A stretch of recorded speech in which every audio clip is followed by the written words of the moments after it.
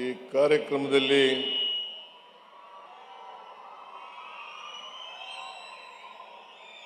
ಮುಖ್ಯ ಅತಿಥಿಗಳಾಗಿ ಭಾಗವಹಿಸಿದ್ದಕ್ಕೆ ಮಂಡ್ಯ ಜಿಲ್ಲಾ ಉಸ್ತುವಾರಿ ಸಚಿವರು, ಕೃಷಿ ಸಚಿವರು ಆದಂಥ ಶ್ರೀ ಚಲುವರಾಯ ಸ್ವಾಮಿ ಅವರೇ,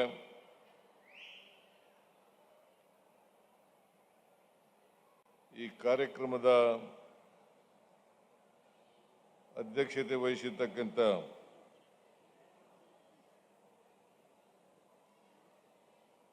ಮಳವಳ್ಳಿ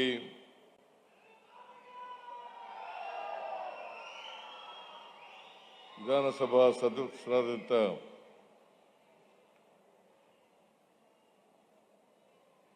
ಶ್ರೀ ನರೇಂದ್ರ ಸ್ವಾಮಿ ಅವರೇ,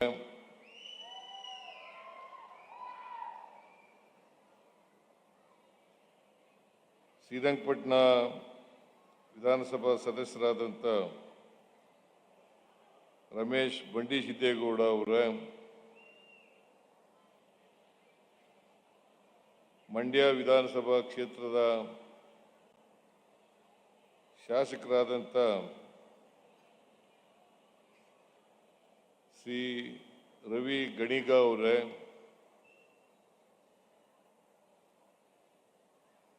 ಅನೂರು ವಿಧಾನಸಭಾ ಕ್ಷೇತ್ರದ ಶಾಸಕರಾದಂಥ ಶ್ರೀ ಮಂಜುನಾಥ್ ಅವರೇ, ವಿಧಾನ ಪರಿಷತ್ತಿನ ಸದಸ್ಯರಾದಂಥ ದಿನೇಶ್ ಗೂಳಿಗೌಡ ಅವರೇ, ಮಧು ಜಿ ಮಾದೇಗೌಡ ಅವರೇ, ಸುಧಾಮ್ ದಾಸ್ ಅವರೇ,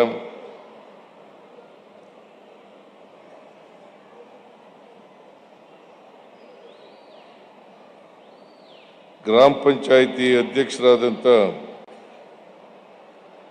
ಶ್ರೀಮತಿ ಚಂದ್ರಮ್ಮನವರೇ, ಮಳವಳ್ಳಿ ಪುರಸಭಾ ಅಧ್ಯಕ್ಷರಾದಂಥ ಶ್ರೀ ಪುಟ್ಟಸ್ವಾಮಿ ಅವರೇ, ಮಾಜಿ ಶಾಸಕರಾದಂಥ ಚಂದ್ರಶೇಖರ್ ಅವರೇ,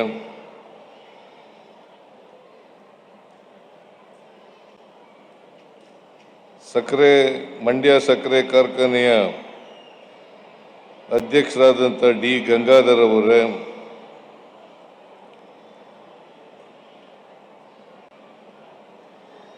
ಮಳವಳ್ಳಿ ಶಿವಣ್ಣನವರೇ,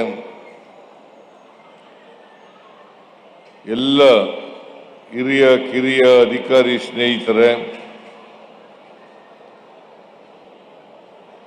ಇತರ ಎಲ್ಲ ಆಹ್ವಾನಿತ ಗಣ್ಯರೇ,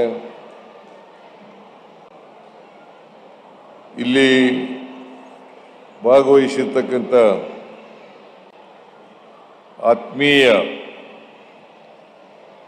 ಸೋದರ ಸೋದರಿಯರೇ, ಮಾಧ್ಯಮದ ಗೆಳೆಯರೇ, ಇವತ್ತು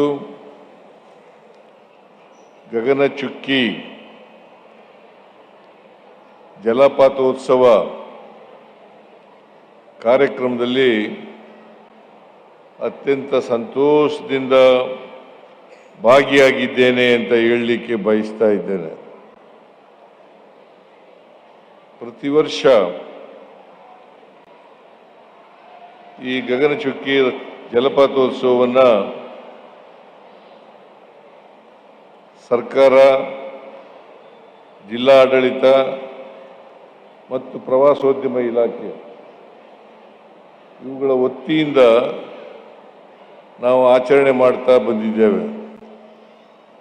ಇದರ ಉದ್ದೇಶ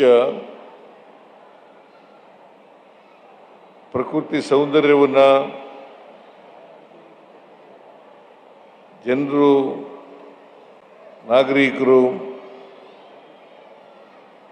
ಅದನ್ನು ಅನುಭವಿಸಬೇಕು, ಹೆಚ್ಚು ಹೆಚ್ಚು ಜನ ಪ್ರವಾಸೋದ್ಯಮಿಗಳು ಈ ಸ್ಥಳಕ್ಕೆ ಬರಬೇಕು ಅಂತಕ್ಕಂಥ ಕಾರಣದಿಂದ ಸರ್ಕಾರನೇ ಈ ಜಲಪಾತೋತ್ಸವವನ್ನು ಆಚರಣೆ ಮಾಡ್ತಾ ಬಂದಿದೆ. ಕರ್ನಾಟಕದಲ್ಲಿ ಅನೇಕ ನದಿಗಳಿದ್ದಾವೆ. ಕಾವೇರಿ ಇದೆ, ಕೃಷ್ಣ ಇದೆ, ತುಂಗಭದ್ರಾ ಇದೆ, ಮತ್ತು ಜೋಗ ಜಲಪಾತ ಇದೆ, ಶರಾವತಿ ನದಿ ಇದೆ. ಇವೆಲ್ಲವೂ ಕೂಡ ನಮ್ಮ ರಾಜ್ಯದಲ್ಲಿ ಆರ್ಥಿಕವಾಗಿ ವೃದ್ಧಿಯಾಗಲಿಕ್ಕೆ ಬಹಳಷ್ಟು ಸಹಕಾರಿಗಳಾಗಿದ್ದಾವೆ ಅಂತಕ್ಕಂಥ ಮಾತುಗಳನ್ನು ಹೇಳಲಿಕ್ಕೆ ಬಯಸ್ತಾ ಇದ್ದೇನೆ. ಈ ಗಗನಚುಕ್ಕಿ ಇದೆಯಲ್ಲ, ಕಾವೇರಿ ನದಿ ಕವಲೊಡೆದು ಅಲ್ಲಿಂದ 300 ಅಡಿ ಎತ್ತರದಿಂದ ನೆಲಕ್ಕೆ ಬೀಳ್ತದೆ. ಇದು ಅತ್ಯಂತ ಸೊಗಸಾದಂಥ, ಅತ್ಯಂತ ಸೌಂದರ್ಯದಿಂದ ಕೂಡಿರ್ತಕ್ಕಂಥ ಒಂದು ಪ್ರದೇಶ ಅಂತಕ್ಕಂಥ ಮಾತುಗಳನ್ನು ಹೇಳಲಿಕ್ಕೆ ಬಯಸ್ತಾ ಇದ್ದೇನೆ. ಅದಕ್ಕೋಸ್ಕರನೇ ಸಾವಿರಾರು ಜನ ಇದನ್ನು ನೋಡಲಿಕ್ಕೆ ಬರ್ತಾರೆ. ಇದು ಒಂದು ಪ್ರಮುಖವಾದಂಥ ಪ್ರವಾಸೋದ್ಯಮ ಕೇಂದ್ರವಾಗಿದೆ ಅಂತಕ್ಕಂಥ ಮಾತುಗಳನ್ನು ಹೇಳಲಿಕ್ಕೆ ಬಯಸ್ತಾ ಇದ್ದೇನೆ. ನಾನು ಕಳೆದ ವರ್ಷ ಬಂದಿದ್ದೆ ಇಲ್ಲಿಗೆ. ಕಳೆದ ವರ್ಷ ಇದೇ ಅಂದರೆ ಯಾವ ತಿಂಗಳಲ್ಲಿ ಬಂದಿದ್ದದು?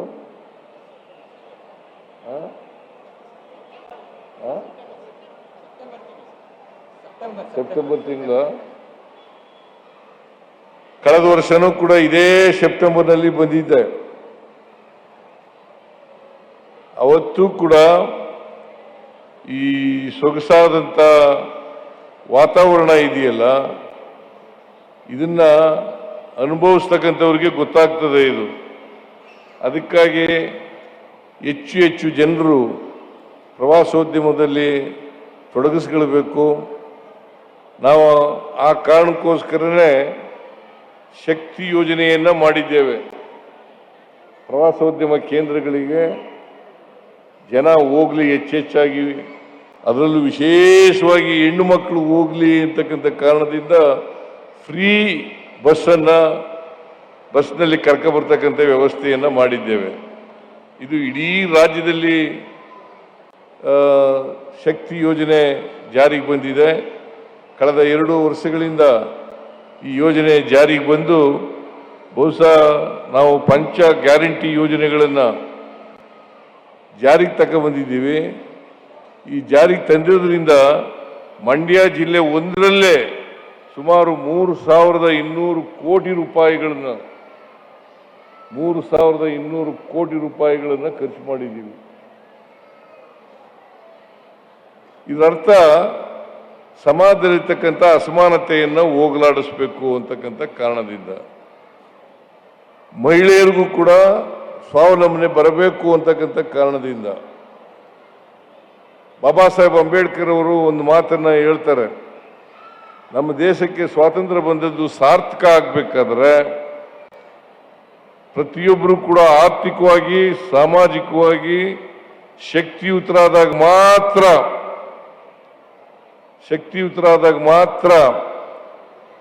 ಸ್ವಾತಂತ್ರ್ಯ ಬಂದದಕ್ಕೆ ಸಾರ್ಥಕ ಆಗ್ತದೆ ಅಂತಕ್ಕಂಥ ಮಾತುಗಳನ್ನು ಹೇಳ್ತಾ ಇದ್ದಾರೆ. ಅದರಿಂದ ನಾನು 2013ರಿಂದ 2018ರವರೆಗಿರುವಾಗ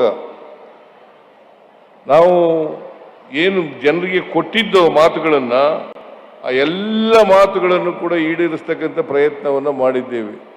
165 ಭರವಸೆಗಳನ್ನು ಕೊಟ್ಟಿದ್ದೆ. ಆ 165 ಭರವಸೆಗಳಲ್ಲಿ 158 ಭರವಸೆಗಳನ್ನು ಈಡೇರಿಸಿದ್ದೀವಿ. ಈ ಸಾರಿ 492 ಭರವಸೆಗಳನ್ನು ಕೊಟ್ಟು ಈಗಾಗಲೇ 242 ಭರವಸೆಗಳನ್ನು ಈಡೇರಿಸ್ತಕ್ಕಂಥ ಕೆಲಸವನ್ನು ಮಾಡಿದ್ದೇವೆ. ನಮ್ಮ ಸರ್ಕಾರ ಕೊಟ್ಟ ಮಾತಿನಂತೆ ನಡ್ಕೊಂಡಿದ್ದೇವೆ ಅಂತಕ್ಕಂಥದ್ದನ್ನ ಅತ್ಯಂತ ಹೆಮ್ಮೆಯಿಂದ ಹೇಳಲಿಕ್ಕೆ ಬಯಸ್ತಾ ಇದ್ದೇನೆ.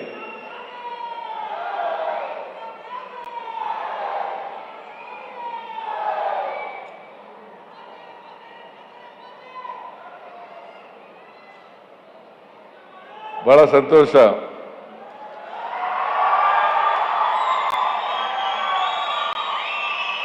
ಮಂಡ್ಯ ಜಿಲ್ಲೆ ಕೃಷಿ ಪ್ರಧಾನವಾದಂಥ ಜಿಲ್ಲೆ.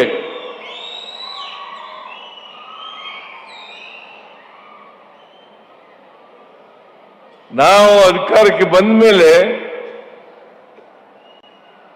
ಮಂಡ್ಯ ಶುಗರ್ ಫ್ಯಾಕ್ಟರಿಗೆ 113 ಕೋಟಿ ರೂಪಾಯಿಗಳನ್ನ ಇಲ್ಲಿವರೆಗೆ ಕೊಟ್ಟಿದ್ದೇವೆ.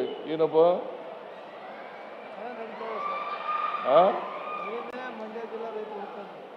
113 ಕೋಟಿ ರೂಪಾಯಿಗಳನ್ನ ಕೊಟ್ಟಿದ್ದೇವೆ. ನಾನು ಬಂದ ತಕ್ಷಣನೇ 50 ಕೋಟಿ ರೂಪಾಯಿಗಳನ್ನ ಕೊಟ್ಟೆ. ಆಮೇಲೆ 52 ಕೋಟಿ ರೂಪಾಯಿಗಳನ್ನ ವಿದ್ಯುತ್ ಶಕ್ತಿ ಬಾಕಿ ಬಿಲ್ಗಳನ್ನ ಮನ್ನಾ ಮಾಡಿದೆ. ಅದಲ್ಲದೆ 10 ಕೋಟಿ ರೂಪಾಯಿಗಳನ್ನ ಕೊಟ್ಟಿದ್ದೇನೆ. ಏನಯ್ಯ ಗಂಗಾಧರ?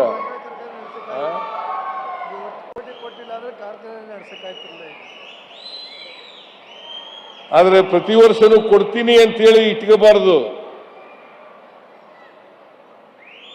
ಮಂಡ್ಯ ಶುಗರ್ ಫ್ಯಾಕ್ಟರಿ ಮುಚ್ಚಕ್ಕೆ ಸಾಧ್ಯ ಇಲ್ಲ. ಆದರೆ ಅದು ಲಾಭದಾಯಕವಾಗಿ ಮಾಡಲಿಕ್ಕೆ ಎಲ್ಲ ಪ್ರಯತ್ನಗಳನ್ನು ಕೂಡ ಮಾಡಬೇಕು.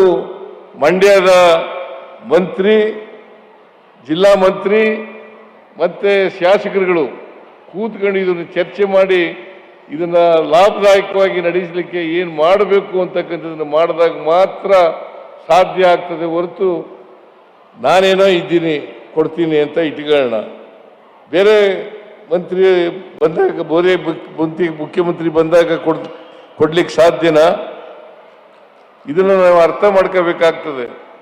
ಅದಕ್ಕೋಸ್ಕರ ಮಂಡ್ಯ ಶುಗರ್ ಫ್ಯಾಕ್ಟರಿ ಅದು ಲಾಭ ಅಥವಾ ನಷ್ಟ ಇಲ್ಲದೇನೆ ನಡೀತಕ್ಕಂಥ ರೀತಿಯಲ್ಲಿ ಮಾಡ್ತಕ್ಕಂಥ ಪ್ರಯತ್ನವನ್ನು ಮಾಡಬೇಕು. ನೀವು ಕೋ ಜನರೇಷನ್ ಮಾಡ್ತೀರಾ, ಇಲ್ಲ ಡಿಸ್ಟಿಲರಿ ಮಾಡ್ತೀರಾ, ಏನ್ ಮಾಡ್ತೀರಿ ಅಂತಕ್ಕಂಥದ್ದನ್ನು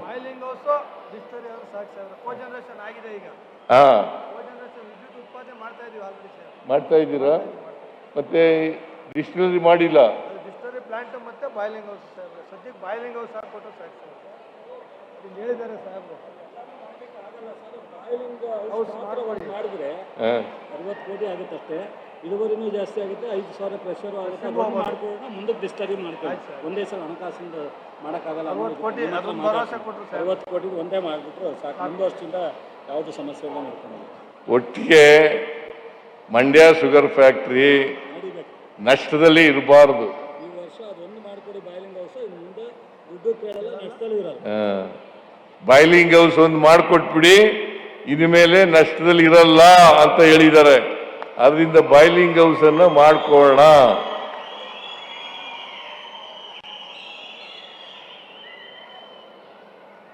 ಆಮೇಲೆ ಈ ಕಾವೇರಿ ನದಿ ಇದೆಯಲ್ಲ, ಇದರ ಡಿಸ್ಪ್ಯೂಟ್ ಇಲ್ಲ. ಈಗ ತಮಿಳುನಾಡಿಗೆ 177.25 TMC ನೀರನ್ನು ಕೊಡಬೇಕು ಅಂತೇಳಿ ತೀರ್ಮಾನ ಆಗ್ಬಿಟ್ಟದೆ. 177.25 TMC ನೀರನ್ನು ಕೊಡಬೇಕು ಅಂತ ತೀರ್ಮಾನ ಆಗಿದೆ. ಅದು ಮಳೆಗಾಲ ಸರಿಯಾಗಿ ಆದಾಗ ಮಾತ್ರ. ಒಂದು ವೇಳೆ ಮಳೆಗಾಲ ಆಗಲಿಲ್ಲ ಅಂತಂದ್ರೆ ಡಿಸ್ಟ್ರೆಸ್ ಫಾರ್ಮುಲಾ ಜಾರಿಗೆ ಬರ್ತದೆ. ಆ ಡಿಸ್ಟ್ರೆಸ್ ಫಾರ್ಮುಲಾ ಇದೆಯಲ್ಲ, ಅದರ ಪ್ರಕಾರ ನೀರನ್ನು ಹಂಚಿಕೆ ಮಾಡ್ಕೊಳ್ತಕ್ಕಂಥ ಕೆಲಸವನ್ನು ಮಾಡಬೇಕು. ಇವತ್ತು ತಮಿಳುನಾಡಿನವರು ಆ 177.25 TMCಗೆ ಮಾತ್ರ ನೀರನ್ನು ಬಳಸ್ಕೊಳ್ಳಿಕ್ಕೆ ಅರ್ಹರಾಗಿರ್ತಾರೆ. ಆದರೆ ಅವರು ಮೇಕೆದಾಟು ಯೋಜನೆಗೆ, ರಿಸರ್ವಾಯರ್ಗೆ ಯಾಕೆ ಅಡ್ಡ ಬರ್ತಾ ಇದ್ದಾರೆ ಅಂತಕ್ಕಂಥದ್ದು ನನಗೆ ಇವತ್ತಿನವರೆಗೂ ಅರ್ಥ ಆಗಿಲ್ಲ. ಅದು ರಾಜಕೀಯ. ಅವರು ರಾಜಕೀಯ ಮಾಡಲಿಕ್ಕೋಸ್ಕರವಾಗಿ ಮೇಕೆದಾಟು ಮಾಡಬಾರದು ರಿಸರ್ವಾಯರ್ನ ಅಂತೇಳಿ, ಅದು ಬ್ಯಾಲೆನ್ಸಿಂಗ್ ರಿಸರ್ವಾಯರ್, ಮತ್ತೆ ನಮ್ಮ ಜಾಗದಲ್ಲಿ ಕಟ್ಟತಕ್ಕಂಥದ್ದು. ಅದನ್ನು ನಾವು ಅವರು 177.25 TMCನ ಅಷ್ಟಕ್ಕೆ ಮಾತ್ರ ಅವರು ಇರ್ತಕ್ಕಂಥದ್ದು. ನಾವು ಉಳಿಕೆ ನೀರು ಈಗ ಇಲ್ಲಿವರೆಗೆ 98 ಪಾಯಿಂಟ್ ಎಷ್ಟು 98 ಪಾಯಿಂಟ್ TMC ನೀರು ಕೊಡಬೇಕಾಗಿತ್ತು. ಆದರೆ ಇವತ್ತಿನವರೆಗೆ 221 TMC ನೀರು ಹೊಟ್ಟೋಗಿದೆ. ಅಂದ್ರೆ ಎಷ್ಟು ನೀರು ಕೊಡಬೇಕಾಗಿತ್ತೋ ಅದಕ್ಕಿಂತ 122 TMC ನೀರು ಹೆಚ್ಚಾಗಿ ಹೋಗಿದೆ. ಎಷ್ಟು ನೀರು ಕೊಡಬೇಕಾಗಿತ್ತು ಅಷ್ಟಕ್ಕಿಂತ 122 TMC ನೀರು ಹೋಗಿದೆ. ಅಂತಂದ್ರೆ ನಾವು ಮಳೆಗಾಲ ಚೆನ್ನಾಗಾದ್ರೆ ನಾವೇ ನೀರು ಇಟ್ಕೊಳ್ಳೋಕ್ಕಾಗಲ್ಲ, ನೀರು ಕೊಟ್ಟೇ ಕೊಡ್ತೀವಿ. ಅದೃಷ್ಟವಶಾತ್ ಕಳೆದ ವರ್ಷ ಮತ್ತು ಈ ವರ್ಷ 2 ವರ್ಷನೂ ಕೂಡ ಒಳ್ಳೆ ಮಳೆಗಾಲ ಆಗಿದೆ. ಕಳೆದ ವರ್ಷ ಈ ವರ್ಷಕ್ಕಿಂತ ಜಾಸ್ತಿ ಮಳೆಗಾಲ ಆಗಿತ್ತು. ಈ ವರ್ಷನೂ ಕೂಡ ವಾಡಿಕೆ ಮಳೆಗಿಂತ ಜಾಸ್ತಿ ಆಗಿದೆ. ನಮ್ಮ ಅದೃಷ್ಟ ಎಲ್ಲ ಜಲಾಶಯಗಳು ಕೂಡ ತುಂಬಿದ್ದಾವೆ. ಕೃಷ್ಣ ಸಾಗರ, KRS, ಕಬಿನಿ, ಆಮೇಲೆ ಹೇಮಾವತಿ, ಹಾರಂಗಿ, ತುಂಗಭದ್ರಾ, ಆಮೇಲೆ ನಾರಾಯಣಪುರ ಮತ್ತೆ ಅಪ್ಪರ್ ಕೃಷ್ಣ, ಇವೆಲ್ಲ ಜಲಾಶಯಗಳು ಕೂಡ ತುಂಬಿದ್ದಾವೆ. ಈ ಸಾರಿ ವಿದ್ಯುತ್ ಉತ್ಪಾದನೆ ಮಾಡ್ತಕ್ಕಂಥ ಶರಾವತಿ ಅಲ್ಲೂ ಕೂಡ ನೀರು ತುಂಬಿದೆ ಅಂತಕ್ಕಂಥ ಮಾತುಗಳನ್ನು ಹೇಳಲಿಕ್ಕೆ ಬಯಸ್ತಾ ಇದ್ದೇನೆ. ಈ ವರ್ಷ ಒಂದು ವಿದ್ಯುತ್ ಅಭಾವ ಬರಲಿಕ್ಕೆ ಸಾಧ್ಯ ಇಲ್ಲ. ಎರಡನೇದು, ನಮಗೂ ತಮಿಳುನಾಡಿಗೂ ನೀರು ಹಂಚಿಕೆಯಲ್ಲಿ ವಿವಾದ ಬರಲಿಕ್ಕೆ ಸಾಧ್ಯ ಇಲ್ಲ. ಆ ರೀತಿ ಮಳೆ ಸಕಾಲಕ್ಕಾದರೆ ನಮಗೆ ನೀರಿನ ಸಮಸ್ಯೆ ಉದ್ಭವ ಆಗಲ್ಲ ಅಂತಕ್ಕಂಥ ಮಾತುಗಳನ್ನು ಹೇಳಲಿಕ್ಕೆ ಬಯಸ್ತಾ ಇದ್ದೇನೆ. ಅದರಿಂದ ನಾನು ತಮಿಳುನಾಡಿನವರಿಗೆ ಮನವಿ ಮಾಡ್ತೇನೆ, ಕೇಂದ್ರ ಸರ್ಕಾರಕ್ಕೂ ಮನವಿ ಮಾಡ್ತೇನೆ, ಕೂಡಲೇ ಮೇಕೆದಾಟು ಯೋಜನೆಯನ್ನು ಮಾಡಲಿಕ್ಕೆ ಅವಕಾಶ ಕಲ್ಪಿಸ್ಕೊಡ್ಬೇಕು ಅಂತಕ್ಕಂಥ ಮನವಿಯನ್ನು ಮಾಡಲಿಕ್ಕೆ ಬಯಸ್ತಾ ಇದ್ದೇನೆ. ಇದು ಅನಗತ್ಯವಾಗಿ ರಾಜಕೀಯಕ್ಕೋಸ್ಕರ ತಕರಾರು ಮಾಡ್ತಕ್ಕಂಥದ್ದು ಇದೆಯಲ್ಲ, ಆ ತಕರಾರನ್ನು ಮಾಡಬಾರದು ಅಂತಕ್ಕಂಥ ಮಾತುಗಳನ್ನು ಕೂಡ ಹೇಳಲಿಕ್ಕೆ ಬಯಸ್ತಾ ಇದ್ದೇನೆ. ಅದರಿಂದ ಈ ಮೇಕೆದಾಟು ಇದೆಯಲ್ಲ, ಆ ಮೇಕೆದಾಟು ನಾವು ರಿಸರ್ವಾಯರ್ನ ಮಾಡಿದ್ರೆ ಸುಮಾರು 66 TMC ನೀರನ್ನು ಅಲ್ಲಿ ಶೇಖರಣೆ ಮಾಡಲಿಕ್ಕೆ ಸಾಧ್ಯ ಆಗ್ತದೆ. 66 TMC ನೀರನ್ನು ಶೇಖರಣೆ ಮಾಡಿದ್ರೆ ತಮಿಳುನಾಡಿಗೂ ಉಪಯೋಗ ಆಗುತ್ತೆ, ಕರ್ನಾಟಕಕ್ಕೂ ಉಪಯೋಗ ಆಗುತ್ತೆ. ಕರ್ನಾಟಕ ನಾವು ಮಳೆ ಬರದೇ ಇದ್ದಾಗ ಅದನ್ನು ತಮಿಳುನಾಡಿಗೆ ಬಿಟ್ಟುಕೊಡ್ಲಿಕ್ಕೆ, ಮಳೆ ಬಂದಾಗ ಅದನ್ನು ಶೇಖರಣೆ ಮಾಡ್ತಕ್ಕಂಥ ಕೆಲಸವನ್ನು ಮಾಡ್ತಕ್ಕಂಥದ್ದು ಕೂಡ ಅನುಕೂಲ ಆಗ್ತದೆ ಅಂತಕ್ಕಂಥ ಮಾತುಗಳನ್ನು ಹೇಳಲಿಕ್ಕೆ ಬಯಸ್ತಾ ಇದ್ದೇನೆ. ಅದರಿಂದ ಈ ಗಗನಚುಕ್ಕಿ ಜಲಪಾತ ಇದೆಯಲ್ಲ, ಇದರ ನೋಡಲಿಕ್ಕೆ ನಾವು ಸುಮಾರು 6,04,00,000 ಖರ್ಚು ಮಾಡಿದ್ದೀವಿ. ಜನ ಕೂತ್ಕೊಂಡು ನೋಡ್ಲಿಕ್ಕೂ ಕೂಡ ಅನುಕೂಲ ಮಾಡಿಕೊಡ್ತಕ್ಕಂಥ ಆಸನಗಳ ವ್ಯವಸ್ಥೆಯನ್ನು ಕೂಡ ಮಾಡಿಕೊಟ್ಟಿದ್ದೀವಿ. ಆದ್ದರಿಂದ ಹೆಚ್ಚು ಜನರು ಈ ಪ್ರಕೃತಿ ಸೌಂದರ್ಯವನ್ನು ವೀಕ್ಷಣೆ ಮಾಡಬೇಕು ಅಂತಕ್ಕಂಥ ಮಾತುಗಳನ್ನು ಹೇಳಲಿಕ್ಕೆ ಬಯಸ್ತಾ ಇದ್ದೇನೆ. ಸುಮಾರು ಕಳೆದ 3 ವರ್ಷದಲ್ಲಿ ಈಗಿನ ಅಂಕಿಅಂಶಗಳ ಪ್ರಕಾರ 22 ಲಕ್ಷಕ್ಕೂ ಹೆಚ್ಚು ಪ್ರವಾಸಿಗರು ಇಲ್ಲಿ ಬಂದಿದ್ದಾರೆ. ಸುಮಾರು 22 ಲಕ್ಷಕ್ಕೂ ಹೆಚ್ಚು ಪ್ರವಾಸಿಗರು ಇಲ್ಲಿ ಬಂದಿದ್ದಾರೆ. ನಾವು ಅದಕ್ಕೋಸ್ಕರನೇ ಎಲ್ಲೆಲ್ಲಿ ಪ್ರವಾಸಿ ಕೇಂದ್ರಗಳಿದ್ದಾವೆ ಆ ಪ್ರವಾಸಿ ಕೇಂದ್ರಗಳನ್ನು ಅಭಿವೃದ್ಧಿಪಡಿಸ್ತಕ್ಕಂಥ ಕೆಲಸವನ್ನು ಮಾಡ್ತಾ ಇದ್ದೀವಿ. ಇಲ್ಲೂ ಕೂಡ ಅಭಿವೃದ್ಧಿ ಮಾಡ್ತಕ್ಕಂಥ ಕೆಲಸವನ್ನು ಮಾಡ್ತೇವೆ. ನಾವು ಈ ಶಿವನ ಸಮುದ್ರ ಜಲಪಾತ ಇದೆಯಲ್ಲ, ಇಲ್ಲಿ ಇಡೀ ಏಷ್ಯಾದಲ್ಲೇ 1902ನೇ ಇಸ್ವಿನಲ್ಲಿ ವಿದ್ಯುತ್ತನ್ನು ಉತ್ಪಾದನೆ ಮಾಡ್ತಕ್ಕಂಥ ಕೆಲಸವನ್ನು ಮಾಡಿದ್ರು. 1902ನೇ ಇಸ್ವಿನಲ್ಲಿ ಬಹುಶಃ ಇಡೀ ಏಷ್ಯಾದಲ್ಲೇ ಮೊದಲು ವಿದ್ಯುತ್ ಉತ್ಪಾದನೆ ಮಾಡಿದಂಥ ಕೇಂದ್ರ ಶಿವನ ಸಮುದ್ರ. ಅಂತಕ್ಕಂಥದ್ದನ್ನು ನಾವು ಹೆಗ್ಗಳಿಕೆಯಿಂದ ಹೇಳಲಿಕ್ಕೆ ಬಯಸ್ತಾ ಇದ್ದೇನೆ. ಅದಾದ್ದರಿಂದ ಇವತ್ತು ಅನೇಕ ವಿದ್ಯುತ್ತನ್ನು ಇವತ್ತು ಸೆಲ್ಫ್ ಸಫಿಷಿಯನ್ಸಿ ಬಂದಿದ್ರೆ ವಿದ್ಯುತ್ನಲ್ಲಿ ಇದು ಮೂಲ, ಶಿವನ ಸಮುದ್ರ ಮೂಲ. ಇಲ್ಲಿಂದ ಇವತ್ತು ಸುಮಾರು ಕರ್ನಾಟಕಕ್ಕೆ ಬೇಕಾದಷ್ಟು ವಿದ್ಯುತ್ತನ್ನು ಬಳಸ್ಕೊಳ್ತಕ್ಕಂಥ ಕೆಲಸವನ್ನು ಮಾಡ್ತಾ ಇದ್ದೀವಿ, ಉತ್ಪಾದನೆ ಮಾಡ್ತಾ ಇದ್ದೀವಿ, ಅದನ್ನು ಬಳಸ್ಕೊಳ್ತಕ್ಕಂಥ ಕೆಲಸವನ್ನು ಮಾಡ್ತಾ ಇದ್ದೀವಿ. ಅದರಿಂದ ಈ ಬಾರಿ ವಿದ್ಯುತ್ತಿನ ಅಭಾವ ಬರಲಿಕ್ಕೆ ಸಾಧ್ಯ ಇಲ್ಲ. ಈ ಬಾರಿ ವಿದ್ಯುತ್ತಿನ ಅಭಾವ ಬರಲಿಕ್ಕೆ ಸಾಧ್ಯ ಇಲ್ಲ. ವಿದ್ಯುತ್ತನ್ನು ಉತ್ಪಾದನೆ ಮಾಡಿ ರೈತರಿಗೆ ಕೊಡ್ತಕ್ಕಂಥ ಕೆಲಸವನ್ನು ಮಾಡ್ತಾ ಇದ್ದೀವಿ. ಈ ವರ್ಷ ಸುಮಾರು 82 ಲಕ್ಷ ಹೆಕ್ಟೇರ್ ಪ್ರದೇಶದಲ್ಲಿ ಬಿತ್ತನೆ ಆಗಿದೆ. 82 ಲಕ್ಷ ಹೆಕ್ಟೇರ್ ಪ್ರದೇಶದಲ್ಲಿ ಬಿತ್ತನೆ ಆಗಿದೆ. ಕಳೆದ ವರ್ಷಕ್ಕಿಂತ ಈ ವರ್ಷ ಜಾಸ್ತಿ ಆಗಿದೆ. ಸುಮಾರು 5 ಲಕ್ಷ ಹೆಕ್ಟೇರ್, ಸುಮಾರು 5 ಲಕ್ಷಕ್ಕೂ ಹೆಚ್ಚು ಹೆಕ್ಟೇರ್ ಪ್ರದೇಶ ಹೆಚ್ಚು ಮಳೆಯಿಂದ ಹಾನಿಯಾಗಿದೆ, ಬೆಳೆ ಹಾನಿಯಾಗಿದೆ. ಅವೆಲ್ಲಕ್ಕೂ ಕೂಡ ಪರಿಹಾರವನ್ನು ಕೊಡ್ತಕ್ಕಂಥ ಕೆಲಸವನ್ನು ಮಾಡ್ತೇವೆ ಅಂತಕ್ಕಂಥ ಮಾತುಗಳನ್ನು ಹೇಳಲಿಕ್ಕೆ ಬಯಸ್ತಾ ಇದ್ದೇನೆ. ಈಗಾಗಲೇ ಯಾರ್ಯಾರು ಮಳೆ ಹೆಚ್ಚಾಗಿ ಸತ್ತಿದ್ದಾರೆ, ಜಾನುವಾರುಗಳು ಸತ್ತಿದ್ದಾವೆ, ಮನೆಗಳು ಬಿದ್ದೋಗಿದ್ದಾವೆ, ಅವ್ರಿಗೆಲ್ರಿಗೂ ಕೂಡ ಪರಿಹಾರವನ್ನು ಕೊಡ್ತಕ್ಕಂಥ ಕೆಲಸವನ್ನು ಮಾಡಿದ್ದೀವಿ.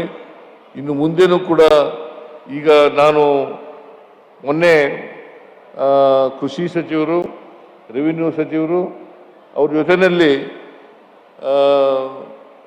ಒಂದು ವಿಡಿಯೋ ಕಾನ್ಫರೆನ್ಸ್ ಮಾಡಿದೆ. ಜಿಲ್ಲಾಧಿಕಾರಿಗಳ ಜೊತೆ, ಸಿಇಒಗಳ ಜೊತೆ ಈ ವಿಡಿಯೋ ಕಾನ್ಫರೆನ್ಸನ್ನು ಮಾಡಿದೆ. ಅವ್ರು ಭಾಳ ಸ್ಪಷ್ಟವಾಗಿ ಜಿಲ್ಲಾಧಿಕಾರಿಗಳಿಗೆ, ಸಿಇಒಗಳಿಗೆ ಸೂಚನೆ ಕೊಟ್ಟಿದ್ದೇನೆ. ಇನ್ನು 10 ದಿನಗಳಲ್ಲಿ ಜಂಟಿ ಸರ್ವೆಯನ್ನು ಮಾಡಿ ಮುಗಿಸ್ಬೇಕು. ಜಂಟಿ ಸರ್ವೆಯನ್ನು ಮಾಡಿ ಮುಗಿಸ್ಬೇಕು. ಸರ್ಕಾರಕ್ಕೆ ವರದಿ ಕೊಟ್ಟರೆ ನಾವು ಬೆಳೆ ಪರಿಹಾರವನ್ನು ಕೊಡಲಿಕ್ಕೆ ಸಾಧ್ಯ ಆಗ್ತದೆ ಅಂತ ಮಾತುಗಳನ್ನು ಹೇಳಿದ್ದೀವಿ. ಈಗಾಗಲೇ ನಾವು ತಯಾರಿ ಮಾಡ್ಕೊಂಡಿದ್ದೀವಿ. ದುಡ್ಡಿಗೆ ತೊಂದರೆ ಇಲ್ಲ. ಯಾಕಂತಂದರೆ ಭಾಳ ಜನ ವಿರೋಧ ಪಕ್ಷದವರು ನಮ್ಮ ಮೇಲೆ ಟೀಕೆ ಮಾಡ್ತಾರೆ. ಗ್ಯಾರಂಟಿ ಯೋಜನೆಗಳನ್ನು ಮಾಡಿ ರಾಜ್ಯ ಸರ್ಕಾರದಲ್ಲಿ ದುಡ್ಡಿಲ್ಲ, ಬೇರೆ ಅಭಿವೃದ್ಧಿ ಕೆಲಸಗಳಿಗೆ ದುಡ್ಡಿಲ್ಲ ಅಂತಕ್ಕಂಥ ಪ್ರಚಾರವನ್ನು ಮಾಡ್ತಕ್ಕಂಥ ಕೆಲಸವನ್ನು ಮಾಡ್ತಾರೆ. ಅದು ಸುಳ್ಳು ಪ್ರಚಾರ, ಸುಳ್ಳು ಪ್ರಚಾರ. ಗ್ಯಾರಂಟಿ ಯೋಜನೆಗಳಿಗೆ ಇಲ್ಲಿವರೆಗೆ ಖರ್ಚು ಮಾಡಿರ್ತಕ್ಕಂಥ ಹಣ ಸುಮಾರು 99 ಲಕ್ಷ ಕೋಟಿ, 99,000 ಕೋಟಿ, 99,000 ಕೋಟಿ. ಇನ್ನೇನು 1 ಲಕ್ಷ ಕೋಟಿ ತಲುಪ್ತಾ ಇದ್ದೀವಿ, 1 ಲಕ್ಷ ಕೋಟಿ ತಲುಪ್ತಾ ಇದ್ದೀವಿ. ಆದ್ರಿಂದ ನಮ್ಮಲ್ಲಿ ಅಭಿವೃದ್ಧಿ ಕೆಲಸ ಮಾಡಲಿಕ್ಕೂ ದುಡ್ಡಿದೆ, ಮತ್ತೆ ಗ್ಯಾರಂಟಿ ಯೋಜನೆಗಳನ್ನು ಮಾಡಲಿಕ್ಕೂ ಕೂಡ ದುಡ್ಡಿದೆ. ಅದರಿಂದ ಯಾವುದೇ ಅಭಿವೃದ್ಧಿ ಕೆಲಸ ಮಾಡಲಿಕ್ಕೆ ಅಗತ್ಯವಾಗಿ ಬೇಕಾದಂಥ ಹಣ ಸರ್ಕಾರದಲ್ಲಿ ಇದೆ ಅಂತಕ್ಕಂಥ ಮಾತುಗಳನ್ನು ಹೇಳಲಿಕ್ಕೆ ಬಯಸ್ತಾ ಇದ್ದೇನೆ. ವಿರೋಧ ಪಕ್ಷದವ್ರಿಗೆ ಏನು ವಿಚಾರ ಇಲ್ಲ ಮಾತಾಡಲಿಕ್ಕೆ, ಯಾವ ವಿಷಯನೂ ಇಲ್ಲ. ಅದಕ್ಕೋಸ್ಕರ ಸುಳ್ಳು ಪ್ರಚಾರ ಮಾಡ್ತಾರೆ, ಸುಳ್ಳು ಆಪಾದನೆಗಳನ್ನು ಮಾಡ್ತಾರೆ. ಅದನ್ನೆಲ್ಲ ಅವ್ರ ಮಾತುಗಳನ್ನು ನಂಬೇಡಿ ಅಂತಕ್ಕಂಥ ಮಾತುಗಳನ್ನು ಹೇಳಲಿಕ್ಕೆ ಬಯಸ್ತಾ ಇದ್ದೇನೆ. ಈ ವಿರೋಧ ಪಕ್ಷದವ್ರು ಇದರಲ್ಲ, ಪ್ರಚೋದನೆ ಮಾಡೋದು, ಬರೀ ಪ್ರಚೋದನೆ ಮಾಡೋದು, ಸುಳ್ಳುಗಳಲ್ಲಿ ಹೇಳಿ ಜನರನ್ನ ಪ್ರಚೋದಿಸಿ ಅಶಾಂತಿಯನ್ನ ನಿರ್ಮಾಣ ಮಾಡ್ತಕ್ಕಂಥ ಪ್ರಯತ್ನವನ್ನು ಮಾಡ್ತಾ ಇದ್ದಾರೆ. ಇದಕ್ಕೆ ಅವಕಾಶ ಕೊಡಕೂಡುದು. ಜನರು ಅವ್ರ ಮಾತುಗಳಿಗೆ ಕಿವಿ ಕೊಡಕೂಡುದು ಅಂತಕ್ಕಂಥ ಮಾತುಗಳನ್ನು ಕೂಡ ಈ ಸಂದರ್ಭದಲ್ಲಿ ಹೇಳಲಿಕ್ಕೆ ಬಯಸ್ತಾ ಇದ್ದೇನೆ. ಅದರಿಂದ ಬಿಜೆಪಿಯವ್ರಿಗೆ ಏನು ಕೆಲಸ ಇಲ್ಲ. ಸಮಾಜದಲ್ಲಿ ಜಾತಿಗಳನ್ನು ಒಡೆಯೋದು, ಧರ್ಮಗಳನ್ನು ಒಡೆಯೋದು, ಜನರನ್ನು ಎತ್ಕಟ್ಟೋದು. ಹಿಂದೂ ಮುಸ್ಲಿಂ, ಈಗ ಕುವೆಂಪು ಅವರು ನಮ್ಗೆ ಹೇಳಿದ್ದಾರೆ, ಸರ್ವ ಜನಾಂಗದ ಶಾಂತಿಯ ತೋಟ ಆಗಬೇಕು ಅಂತೀವಿ. ಸರ್ವ ಜನಾಂಗದ ಶಾಂತಿಯ ತೋಟ ಆಗಬೇಕು ಅಂತ ಹೇಳಿ ನಾವೆಲ್ಲರೂ ಕೂಡ ಮನುಷ್ಯರಾಗಿ ಬಾಳ್ಬೇಕಲ್ಲ, ಪರಸ್ಪರ ಪ್ರೀತಿಯಿಂದ ಬದುಕಬೇಕು ಹೊರತು ಯಾವುದೇ ಕಾರಣಕ್ಕೆ ಪರಸ್ಪರ ದ್ವೇಷ ಮಾಡ್ತಕ್ಕಂಥ ಕೆಲಸವನ್ನ ಮಾಡಬಾರದು ಅಂತಕ್ಕಂಥದ್ದು. ಈ ಬಿಜೆಪಿಯವ್ರ ಕೆಲಸ ಏನಪ್ಪಾ ಅಂತಂದ್ರೆ ದ್ವೇಷ ಹುಟ್ಟಾಗ್ತಕ್ಕಂಥದ್ದು, ಸಮಾಜ ಒಡಿತಕ್ಕಂಥದ್ದು, ಸುಳ್ಳು ಹೇಳ್ತಕ್ಕಂಥದ್ದು. ಸುಳ್ಳೇ ಅವ್ರ ಮನೆ ದೇವರು. ಬಿಜೆಪಿಯವರ ಮನೆ ದೇವರು ಯಾವ್ದಪ್ಪ ಅಂತಂದ್ರೆ ಸುಳ್ಳೇ. ದಯಮಾಡಿ ಈ ರಾಜ್ಯದ ಜನತೆಗೆ ನಾನು ಮನವಿ ಮಾಡ್ತೇನೆ, ಬಿಜೆಪಿಯವರ ಮಾತುಗಳನ್ನ ನಂಬ್ಕೊಳ್ಳಕ್ ಹೋಗ್ಬೇಡಿ, JDS-ನವರ ಮಾತುಗಳನ್ನು ನಂಬ್ಕೋಬೇಡಿ. ಈಗ JDS-ನವರು ಸೇರ್ಕೊಂಡ್ಬಿಟ್ಟಿದ್ದಾರೆ ಬಿಜೆಪಿಯವ್ರ ಜೊತೆ, ಮೊದಲು ಇರಲಿಲ್ಲ. JDS-ನವರು ಕಳೆದ ಲೋಕಸಭಾ ಚುನಾವಣೆಯಿಂದ ಜೊತೆ ಸೇರ್ಕೊಂಡಿದ್ದಾರೆ. ಯಾಕಂತಂದ್ರೆ JDS-ನವರು ಅವರು ಬಹಳ ಕಡಿಮೆ ಸ್ಥಾನಗಳನ್ನು ಗೆಲ್ಲಲಿಕ್ಕೆ ಪ್ರಾರಂಭ ಆದಮೇಲೆ ಈಗ ಬಿಜೆಪಿಯವ್ರ ಜೊತೆ ಸೇರ್ಕೊಂಡು ನಾಳೆ ಮುಂದೆ ಒಂದು ದಿನ ಅವರು ಬಿಜೆಪಿಯವ್ರ ಜೊತೆ ಸೇರ್ಕೊಂಡ್ರು ಕೂಡ ಆಶ್ಚರ್ಯ ಪಡಬೇಕಾದಂಥ ಅಗತ್ಯ ಇಲ್ಲ. ಆ ಕಾರಣಕ್ಕೋಸ್ಕರ ನೀವೆಲ್ಲರೂ ಕೂಡ ಕಾಂಗ್ರೆಸ್ ಪಕ್ಷದ ಸರ್ಕಾರ ನಿಮ್ಮ ಸರ್ಕಾರ. ನಾವು ಸಮಾಜದಲ್ಲಿರ್ತಕ್ಕಂಥ ಅಸಮಾನತೆಗಳನ್ನು ತೊಡೆದಾಕ್ಲಿಕ್ಕೆ ಎಲ್ಲ ಪ್ರಯತ್ನಗಳನ್ನು ಕೂಡ ಮಾಡ್ತಾ ಇದ್ದೇವೆ. ಅದನ್ನೇ ಬಾಬಾ ಸಾಹೇಬ್ ಅಂಬೇಡ್ಕರ್ ಅವರು ಸಂವಿಧಾನದಲ್ಲಿ ಹೇಳಿರ್ತಕ್ಕಂಥದ್ದು. ಸ್ವಾತಂತ್ರ್ಯ, ಸಮಾನತೆ ಮತ್ತೆ ಭ್ರಾತೃತ್ವ. ನಾವು ಪರಸ್ಪರ ಪ್ರೀತಿಯಿಂದ ಬದುಕಬೇಕು ಹೊರತು ದ್ವೇಷದಿಂದ ಬದುಕಬಾರ್ದು. ದ್ವೇಷ ಸಮಾಜವನ್ನು ಒಡಿತಕ್ಕಂಥ ಕೆಲಸವನ್ನು ಮಾಡ್ತದೆ. ಅದಕ್ಕೋಸ್ಕರ ಈ ಬಿಜೆಪಿಯವರು ಇದ್ದಾರಲ್ಲ, ಸಮಾಜ ಒಡೆಯೋದರಲ್ಲಿ ನಿಶ್ಚೀಮರು ಅಂತಕ್ಕಂಥ ಮಾತುಗಳನ್ನ ಹೇಳಲಿಕ್ಕೆ ಬಯಸ್ತಾ ಇದ್ದೇನೆ. ಬೇರೆ ಧರ್ಮದ ಪರಧರ್ಮ ಸಹಿಷ್ಣುತೆಯನ್ನು ಬೆಳೆಸ್ಕೊಳ್ತಕ್ಕಂಥ ಕೆಲಸವನ್ನು ಮಾಡಬೇಕು. ಇದನ್ನು ಮಾಡಿದಾಗ ಮಾತ್ರ ಎಲ್ಲ ಧರ್ಮಗಳನ್ನು ಕೂಡ ಸಮಾನವಾಗಿ ಗೌರವದಿಂದ ಕಾಣಲಿಕ್ಕೆ ಸಾಧ್ಯ ಆಗ್ತದೆ. ಬೇರೆ ಧರ್ಮದವರನ್ನು ಪ್ರೀತಿಸಲಿಕ್ಕೆ ಸಾಧ್ಯ ಆಗ್ತದೆ. ಆ ಕೆಲಸವನ್ನ ನಾವು ನೀವೆಲ್ಲ ಮಾಡೋಣ ಅಂತಕ್ಕಂಥ ಮಾತುಗಳನ್ನು ಹೇಳಿ ಇವತ್ತು ಅತ್ಯಂತ ಸಂತೋಷದಿಂದ ಈ ಗಗನಚುಕ್ಕಿ ಜಲಪಾತೋತ್ಸವವನ್ನು ಉದ್ಘಾಟನೆ ಮಾಡಿ ನಿಮ್ಮೆಲ್ಲರಿಗೂ ಶುಭ ಕೋರಿ ನನ್ನ ಮಾತುಗಳನ್ನು ಮುಗಿಸ್ತೇನೆ. ಜೈ ಹಿಂದ್, ಜೈ ಕರ್ನಾಟಕ.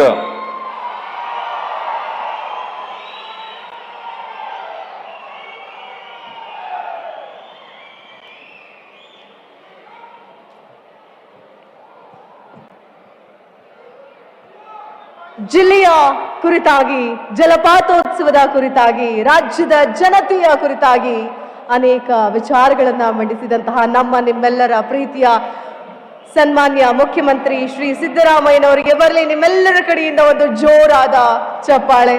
ಧನ್ಯವಾದಗಳನ್ನು ಅರ್ಪಿಸ್ತೀನಿ. ಇನ್ನು ಇಡೀ ಕಾರ್ಯಕ್ರಮ ಇವತ್ತು ಯಶಸ್ವಿಯಾಗಿ ಸಾಗ್ತಾ ಇದೆ, ಆರಂಭ ಆಗಿದೆ. ಇದು ಕೇವಲ ಆರಂಭ ಮಾತ್ರ. ಉದ್ಘಾಟನೆಯ ಕಾರ್ಯಕ್ರಮವನ್ನು ಅಚ್ಚುಕಟ್ಟಾಗಿ ನಿರ್ವಹಿಸಿ ನೆರವೇರಿಸಿ ಕೊಟ್ಟಂತಹ ಮಾನ್ಯ ಅಧ್ಯಕ್ಷರಾದಂತಹ ಶಾಸಕರಾದಂತಹ ನರೇಂದ್ರ ಸ್ವಾಮಿ ಅವರು, ಹಾಗೇನೆ ಕಾರ್ಯಕ್ರಮದ ಉದ್ಘಾಟನೆಯನ್ನ ವಹಿಸಿ ಕಾರ್ಯಕ್ರಮವನ್ನು ಉದ್ಘಾಟಿಸಿದಂತಹ ಸನ್ಮಾನ್ಯ ಶ್ರೀ ಮುಖ್ಯಮಂತ್ರಿ ಸಿದ್ದರಾಮಯ್ಯನವರು.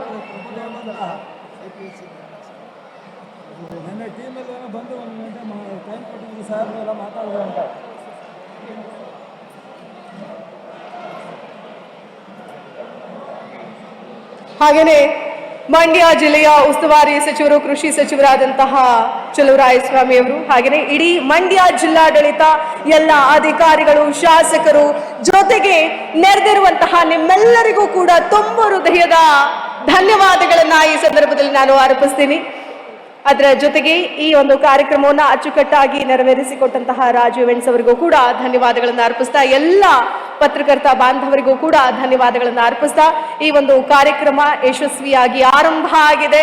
ನೀವೆಲ್ಲರೂ ಕೂಡ ಕಾರ್ಯಕ್ರಮವನ್ನು ಅಂದ್ರೆ ಇನ್ನು ಮುಂದುವರಿದ ಭಾಗವಾದಂತಹ ಅರ್ಜುನ್ ಜನ್ಯ ಸಂಗೀತ ಕಾರ್ಯಕ್ರಮ ರಸ ಸಂಜೆ ಇನ್ನಷ್ಟೇ ಶುರುವಾಗುತ್ತೆ. ಹಾಗಾಗಿ ಯಾರು ಕೂಡ ಎದ್ದು ಹೋಗಬೇಡಿ, ತೆರಳಬೇಡಿ. ನಿಮ್ಮನ್ನ ರಂಜಿಸೋದಕ್ಕೆ ಖ್ಯಾತ ಗಾಯಕರು ಈ ಒಂದು ವೇದಿಕೆಯ